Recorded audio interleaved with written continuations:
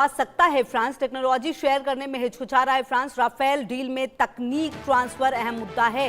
Software system पर control रखना चाहता है फ्रांस। भारत की राफेल डील को लेकर बड़ी खबर सामने आई है।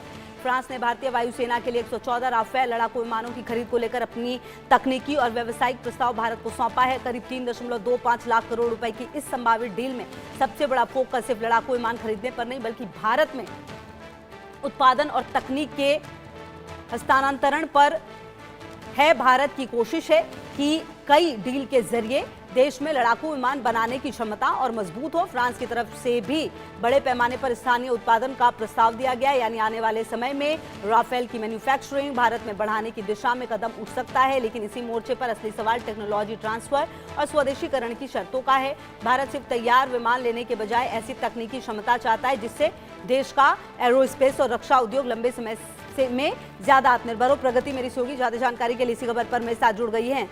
प्रगति, देखिए, ये डील जो है इसको लेकर काफी उम्मीदें हैं। हालांकि भारत सिर्फ इसीलिए ये नहीं डील कर रहा है कि उसे विमान चाहिए, बल्कि वो तकनीक और वो विकास चाहता है जो हम आत्मनिर्भर भारत के लिए करते हैं। बहरहाल, क्या ऐसा लग रहा है कि ये जो डील है वो रुक सकती है? क्या जानकारी प्रगति आपके पास?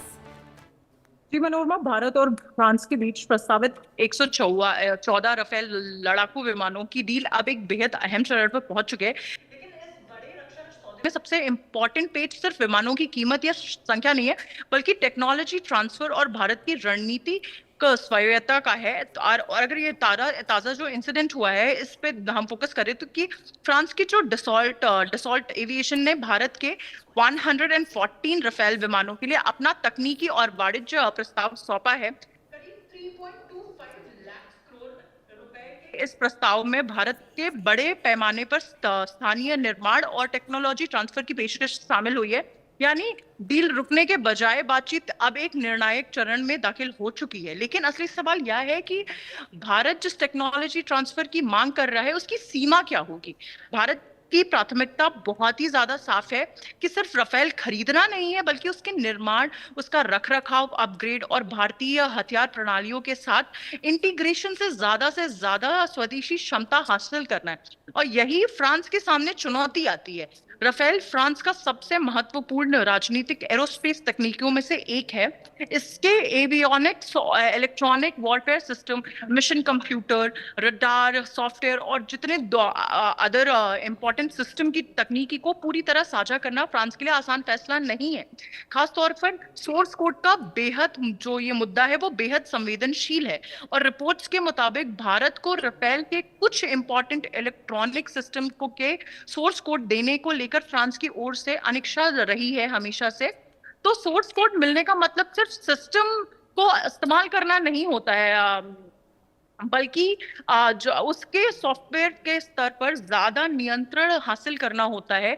यही नियंत्रण भविष्य के हथियारों के इंटीग्रेशन, सिस्टम अपग्रेड और कुछ हद तक ऑपरेशन स्वायत्तता के लिए महत्वपूर्ण हो सकते हैं। भारत की चिंता इसीलिए भी महत्वपूर्ण है मनोरमा, क्योंकि आने वाले जो दशकों में भारतीय वायुसेना सिर्फ विदेशी हथियार खरीदने वाली फोर्स नहीं रहना चाहती है। भारत अपने स्वदेशी मिसाइलों और missile system, sensor, data link और दूसरे हथियारों को विदेशी प्लेटफॉर्मों के साथ जोड़ना चाहता है।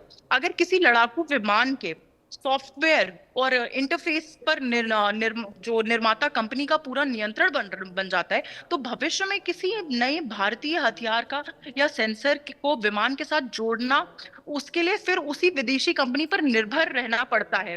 तो इसीलिए भारत चाहता है कि हम अपनी चीजें अपने हाथ से अपने यहाँ पे बनाएं।